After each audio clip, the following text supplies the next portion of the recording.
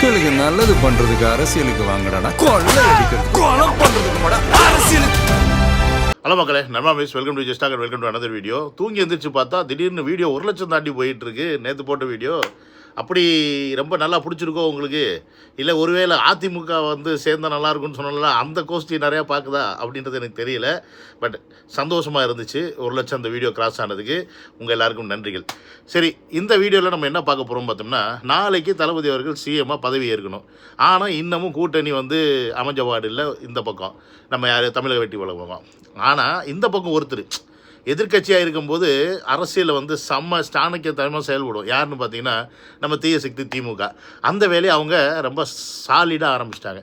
இன்னொரு பக்கம் பார்த்தீங்கன்னா நம்ம பசங்களுக்கு நிறைய பேர் ஒரு கேள்வி வச்சுக்கிட்டே இருக்காங்க. திமுகவும் அதிமுகவும் ஒன்று சேர்ந்துருச்சுன்னா தளபதியை வந்து சிஎம் ஆக முடியாது, என்ன பண்ணுறது அப்படின்னு புலம்புறீங்க. லாஜிக்காக சில விஷயங்களை நம்ம யோசிக்கணும். அதை நம்ம யோசிக்கிறதே இல்லை. சரி, நீங்கள் யோசிக்கலாம் பரவாயில்ல, நான் உங்களுக்கு விளக்குறேன் எது சாத்தியம் எது சாத்தியம் இல்லை. திமுக ஏன் தீய சக்தின்னு சொல்கிறோம், தளபதி நாளைக்கு 100% சிஎம் ஆவார் அப்படின்றத இந்த வீடியோ பார்த்து முடிக்கும்போது உங்களுக்கு கிளியராக புரிஞ்சிடும். வாங்க வீடியோக்குள்ளே போகலாம். மொதல் பாயிண்ட், ஒரு விஷயத்தை நீங்கள் புரிஞ்சுக்கணும். இன்றைக்கி தமிழக வெற்றி கழகம் தளபதி அவர்கள் சிஎம்மாக டக்குன்னு ஆக முடியாததுக்கு காரணம் என்ன அப்படின்னு பார்த்தீங்கன்னா, தனி மெஜாரிட்டியில் நம்ம ஜெயிக்கலை. ஒரு 120 சீட்டுக்கு மேலே இல்லை 118க்கு மேலே நம்ம ஜெயிச்சிருந்தோம் அப்படின்னா இந்நேரம் அவர் எந்த ஒரு பிரச்சனையுமே இல்லாமல் சிஎம் ஆகிருக்கலாம். பட் 108 வாங்கினனால இப்போ ஒரு 10-12 சீட்டு தேவைப்படுது. அப்போ தான் அந்த மெஜாரிட்டி காட்டி நம்ம வந்து சிஎம் ஆக முடியும் அப்படின்ற ஒரு சிக்கல் இருக்குது. ஸோ இந்த சிக்கலை ஒருவேளை பயன்படுத்திக்கிட்டு திமுகவும் அதிமுக கூட்டணி ஒன்று சேர்ந்துருச்சுன்னா அவங்க வந்து சிஎம் ஆகிடலாமே அப்படின்னு நிறைய பேர் கேட்குறீங்க. அஃப்கோர்ஸ் அவங்க 2 பேர் ஒன்று சேர்ந்துட்டு நாங்கள் வந்து ஒற்றுமை ஆகிட்டோம், நீங்கள் எங்களை வந்து கால்ஃபர் பண்ணுங்கள் சிஎம்க்கு அப்படின்னு சொல்லி கவர்னர்கிட்ட சொன்னால் கண்டிப்பாக கவர்னர் வந்து கூப்பிடுறதுக்கான வாய்ப்பு இருக்குது. ஆனால் அவங்க 2 பேர் ஒன்று சேர்ந்தால் இது நடக்குமா நடக்காதா அப்படின்றது முதல்ல நம்ம யோசிக்கணும். ஃபர்ஸ்ட் ஆஃப் ஆல் இந்த 2 கட்சிகளுமே எதிரும் புதிருமான கட்சி. இந்த பக்கம் திமுக என்ன சொல்லுது, நாங்கள் பாஜக உள்ளே வரக்கூடாதுன்ற ஒரே காரணத்துக்காக தான் நாங்கள் வந்து பாஜகவை எதிர்த்து அரசியல் பண்ணிகிட்ருக்கோம் அப்படின்ற ஒரு பாயிண்ட்டை வைக்கிறாங்க. ஸோ இங்கே திமுக கூட யார் கூட்டணியில் நிற்கிறா, பாஜக நிற்கிது. இந்த பக்கம் திமுக வந்து சப்போஸ் காம்ப்ரமைஸே பண்ணிக்கிறாங்கன்னு வச்சுக்கோங்க, நம்ம 2 பேர் சேர்ந்து செய்யலான்னு, யார் இதில் சிஎம் ஆவா அப்படின்ற ஒரு கேள்வி வருது. இதெல்லாம் தூக்கி ஓரம் போட்டாலும் திமுகவும் அதிமுகவும் சேர்ந்துச்சுன்னா 150 சீட்டுக்கு மேலே வருது. அவங்க 2 பேரும் ஒன்றா சேர்ந்தாவே 126 சீட்டு தான்ப்பா. என்னது, ஒன்றா சேர்ந்தாவே 126 சீட்டு தான். ஸோ அப்போ இங்கே திமுக இந்த பக்கம் போகுதுன்னு வச்சுக்கோங்க, அங்கே ஆல்ரெடி பாஜக இருக்குது. அப்போ என்ன ஆகும், காங்கிரஸ் ஆல்ரெடி புட்டுக்கும். காங்கிரஸ் கிட்ட 5 சீட்டு அப்படியே போயிடுச்சுன்னு வச்சுக்கோங்க. 126 சீட்டு தான் இவங்க 2 பேருமே சேர்ந்தாவே. அங்கேயே 5 சீட் அவுட் ஆகி போச்சு. மீதி 3 சீட்டு தான் இருக்குது. அந்த பக்கம் பிஎம்கே இருக்கார், இந்த பக்கம் விசிகே இருக்கார். இங்கே அவர் இருந்தார்னா இவர் இருக்க மாட்டார், இவர் இருந்தால் அவர் இருக்க மாட்டார். அப்போ ஆட்டோமேட்டிக்காக ஏதாவது ஒன்று கலந்துட்டு போயிடும். அதுபோக கம்யூனிஸ்ட் பார்ட்டியிலேருந்து மற்ற எல்லா பார்ட்டியுமே என்ன சொல்கிறாங்க, விடுதலை சிறுத்தைகள் என்ன சொல்கிறாங்க, நாங்கள் வந்து திமுக பாஜக உள்ளே வந்துடக்கூடாது தான் நினைக்கிறோம். ஸோ அதனால் பாஜகவை தோற்கடித்த இந்த மக்களுக்கு எங்களுடைய வாழ்த்துக்கள் அப்படின்னு தான் சொல்கிறாங்க. அப்போ இவங்க எப்படி அங்கே போய் சேருவாங்க? லாஜிக்காக நம்ம யோசிக்கணும். அப்படியே சேர்ந்தால் இந்த கூட்டணி நிலைக்குமா? அடிச்சுட்டு சாக மாட்டாங்க உள்ள. அடுத்த 2 மாதத்தில் பொது தேர்தல் வந்துடுது. மக்கள்லாம் பார்த்துட்டு, ஏண்டா நாங்கள் ஒருத்தர் மெஜாரிட்டியாக போட்டு வின் பண்ண வச்சா நீங்கள் நடனா கூட்டுக்கலவாணி ஒன்று சேர்ந்துக்கிட்டு எங்களையே வச்சு செய்கிறீங்களா அப்படின்னு சொல்லி மக்கள் இந்த கட்சிகள் மேலே கரியை பூசுவாங்களா மாட்டாங்களா? ஆல்ரெடி பூசியிருக்காங்க. ஸோ அப்போ இதெல்லாம் யோசிச்சு பார்க்கணும். இதெல்லாம் வாய்ப்பே இருக்காது, வாய்ப்பே இல்லை. அதனால் இப்படிலாம் தேவையில்லாமலாம் யோசிக்காதீங்க. ஏன்னா நம்மளுடைய மைண்ட் அப்படி பழக்கி வச்சுட்டாங்க. இதுதான் நீங்கள் புரிஞ்சுக்கணும். அரசியல்னால் என்ன வேணால் நடக்கும், அரசியலில் வந்து ஆட்சியை பிடிக்கிறதுக்காக என்ன வேணால் பண்ணுவாங்க. ஸோ இதை நம்ம அக்செப்ட் பண்ணிக்கணும். என்னது, நம்ம அக்செப்ட் பண்ணிக்கணும் அப்படின்ற இந்த மனநிலைமையை தான் இத்தனை வருஷமாக இந்த தீய சக்திகள் கிரியேட் பண்ணி வச்சுருக்காங்க. ஸோ அதெல்லாம் அப்படி இருக்கக்கூடாது. அரசியல் அப்படின்றது நேர்மையானது, மக்களுக்கானதாக இருக்கணும் அப்படின்றத புரிய வைக்கிறது வந்தவர் தான் தளபதி அவர்கள் அப்படின்றத நம்ம மூலம் புரிஞ்சுக்கணும். ஸோ அதனால் இந்த எண்ணத்தை தூக்கி ஓரம் போட்டுருங்க. அது மட்டும் இல்லாமல் இன்றைக்கி காங்கிரஸ் அவர்கள் திமுக விட்டு பிரிந்தது அப்படின்னு சொல்லிட்டு கன்ஃபர்மேஷனே கொடுத்துட்டு ஆட்டோமேட்டிக்காக பனையூருக்கு வந்துட்டாங்க தளபதி மீட் பண்ணுறதுக்கு. ஸோ 5 சீட்டு அவங்க வித் டிமாண்ட்ஸோட கூட்டணி சேர்றோம் அப்படின்னு சொல்லி கன்ஃபார்ம் பண்ணியிருக்காங்க. இப்போ மட்டும் இல்லை, இனி வரப்போகிற அடுத்த 2029 தேர்தலாக இருக்கட்டும், அதற்கப்புறமா வரக்கூடிய 5 வருஷம் கழிச்சு 2031 வரக்கூடிய நம்ம தமிழ்நாடு தேர்தலாக இருக்கட்டும், அதுலேயும் கூட்டணி தொடரும் அப்படின்னு சொல்லி ஒத்துக்கிட்டாங்க. ஸோ அதனால் நமக்கு 5 சீட்டு ஆல்ரெடி செக்யூர்ட். ஸோ நமக்கு தேவை 10, 11, 12 தான் நமக்கு தேவை. ஸோ 5 இங்கே வந்துருச்சுன்னு போது இன்னும் ஒரு 6, 7 அதில் வந்து மார்க்சிஸ்ட் கம்யூனிஸ்ட் வந்து 4 சீட் இருக்குது, அவங்க ஆதரவு தரேன்னு சொல்லியிருக்காங்க. இந்தியன் முஸ்லீம் லீக் வந்து இல்லைன்னு சொல்லிட்டுருக்காங்க பொழுது. ஸோ 4 இங்கே வந்துருச்சுன்னா 9 சீட் ஆகிப்போச்சு. பிஎம்கே பாமக அவர்கிட்டையும் பேச்சுவார்த்தை நடந்துக்கிட்டு இருக்கு. ஏன்னா அவருடைய பொண்ணு வந்து ஒரு வாட்டி தளபதியெல்லாம் பார்த்துட்டு போனதெல்லாம் நீங்கள் பார்த்துருப்பீங்க, அவங்க ஒரு படம்லாம் எடுத்து ரிலீஸ் பண்ணப்போ. இது எல்லாத்தையோட முக்கியமான இன்னொரு விஷயம் என்னென்னு பார்த்தீங்கன்னா, நம்மளுடைய கட்சியோடைய ஸ்ட்ராட்டஜிஸ்டாக இருக்கக்கூடிய ஜான் ஆரோக்கியசாமி அப்படின்றவர் ஆல்ரெடி மாற்றம் முன்னேற்றம் அப்படின்னு சொல்லி டேக் லைனை ராமதாஸுக்கு போட்டு கொடுத்தது அவர் தான். உங்களுக்கு ஞாபகம் இருக்குன்னு நான் நினைக்கிறேன். ஸோ அப்படி இருக்கும்போது அவங்க 2 பேருக்கு ஒரு நல்ல நட்பு இருக்கனால அவர் ஆட்டோமேட்டிக்காக உள்ளே வர்றதுக்கும் அவருக்கு ஒரு நல்ல பதவி கொடுக்கறதுக்கான வாய்ப்புகள் இருக்குது. ஸோ அப்போ இங்கே கூட்டணிக்கு பிரச்சனை கிடையாது. ஆல்மோஸ்ட் இன்னும் ஃபைனலைஸ் மட்டும்தான் பண்ணணும். இப்போ பேச்சுவார்த்தை அதற்கான நடவடிக்கை போய்கிட்டு இருக்கனால தளபதி நாளைக்கு சிஎம் ஆகிறது அப்படின்ற விஷயத்தை யாருனாலையும் தடுக்க முடியாது. அதை மட்டும் நீங்கள் மைண்டில் ஃபிக்ஸ் பண்ணி வச்சுக்கோங்க. சரி, இந்த பக்கம் தீய சக்தி வந்து எப்பயுமே ஆட்சியில் இருக்கும்போது ஒழுங்காக மக்களை பார்க்க மாட்டாங்க. ஆனால் எதிர்க்கட்சியை உட்காந்தா அவங்கள மாதிரி அரசியல் பண்ணவே முடியாது, பயங்கரமாக பண்ணுவாங்க. அதனால தான் திராவிட கட்சிகள்னு சொல்லிட்டு இந்த திமுக 75 வருஷமாக இந்த தமிழ்நாட்டில் உட்காந்து நாசம் பண்ணிக்கிட்டு இருக்கு. அதாவது இருக்கிறதுலேயே அவங்க தோத்தாங்க, இத்தனை 23 கூட்டணி வச்சு தோத்தாங்க அப்படின்றது பெரிய அவமானம் கிடையாது. நேற்று தளபதி அவர்கள் கட்சி ஆரம்பித்து 2 வருஷத்தில் வந்து இந்த கட்சி முன்னாடி நம்ம தோத்துட்டுமேன்றதுலாம் அவமானம் கிடையாது. ஆனால் ஒரு கரண்ட் சிட்டிங் சீஃப் மினிஸ்டர் அவர் தொகுதியில் தோற்று போகிறதுன்னு இருக்கு பாருங்க, அதுதான் மிகப்பெரிய அவமானம். ஆனால் இந்த அவமானத்தை அவங்க எப்படி யூட்டிலைஸ் பண்ணுறாங்கன்னு நீங்கள் பார்க்கணும். அரசியல்னால் சும்மா இல்லை, அவங்கள்ட்ட பார்த்து தான் கற்றுக்கணும் எப்படி திருட்டு அரசியல் பண்ணுறதுக்கு. சிம்பத்தி கிரியேஷன் அரசியல் இப்போ பண்ணிகிட்ருக்காங்க. நீங்கள் நல்லா நோட் பண்ணி பாருங்கள். ஆக்சுவலி ஓட்டு எண்ணிக்கை வரும்போதே தெரிஞ்சிருக்கணும் யார் வந்து மெஜாரிட்டியில் இருக்கா, யார் வந்து சிஎம் ஆக போகிறாங்கன்னு. அந்த டயத்துலேயே ஒரு நல்ல மனுஷனாக இருந்தால் ஸ்டாலின் அவர்கள் என்ன பண்ணியிருக்கணும்னா தன்னுடைய ராஜினாமா கடிதத்தை எழுதியிருக்கணும். ஆனால் அவர் செய்யலை. அன்றைக்கி ஃபுல்லாக விட்டுட்டு அடுத்த நாள் தான் வந்து தன்னுடைய பதவியை வந்து ராஜினாமா பண்ணுறார். ராஜினாமா பண்ணிவிட்டு அவர் வரும்போது பார்த்துருப்பீங்க, காரில் ஏறும்போது கண்ணெல்லாம் கலங்கி இருந்துச்சு. எல்லாரும் அவங்களுடைய தொண்டர்கள் எல்லாம் வந்து ஓன்னு கூக்குரலிட்டு அழுதாங்க.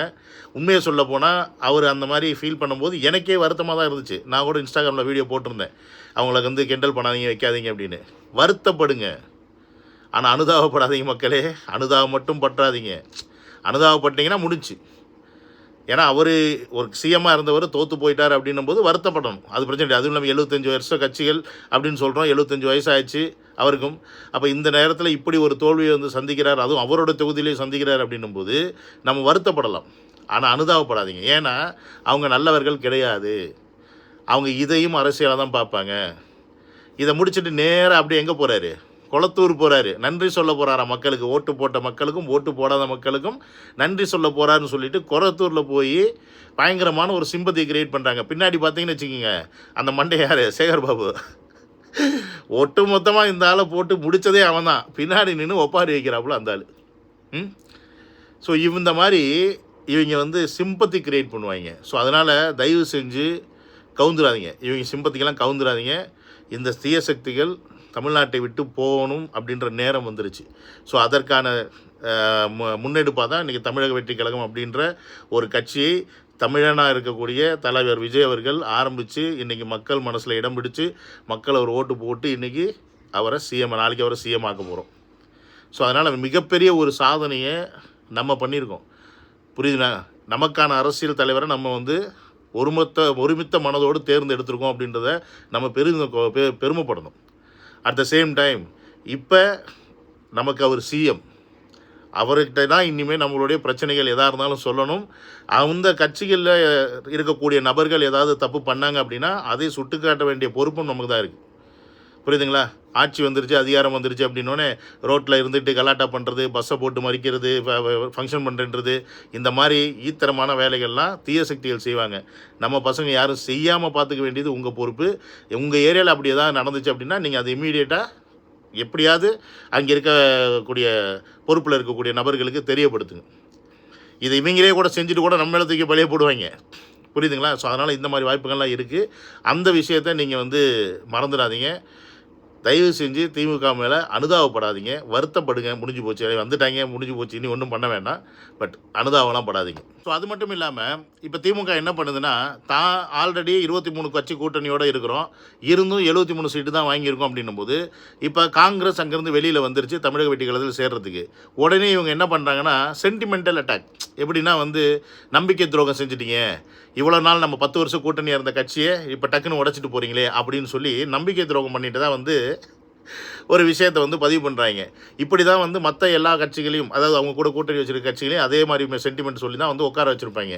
ஸோ இங்கே காங்கிரஸ் திருப்பி பதிலடி என்ன சொன்னிச்சுன்னா, நீங்கள் 1999 2004 வரைக்கும் பிஜேபி சப்போர்ட் பண்ணி 8 மினிஸ்டரோட ஜாலியாக சுற்றி நின்றுட்டு டக்குன்னு காங்கிரஸில் வந்து தாவுனதை வந்து கலைஞர் செஞ்சது ராஜதந்திரம் நீங்கள் சொல்கிறீங்க, ஆனால் நாங்கள் செஞ்சால் அது குத்தமாடா அப்படின்னு சொல்லி அவங்க பொருள் எடுத்து அவங்களே போட்டு காங்கிரஸ் இங்கே வந்து சேர்ந்துருச்சு.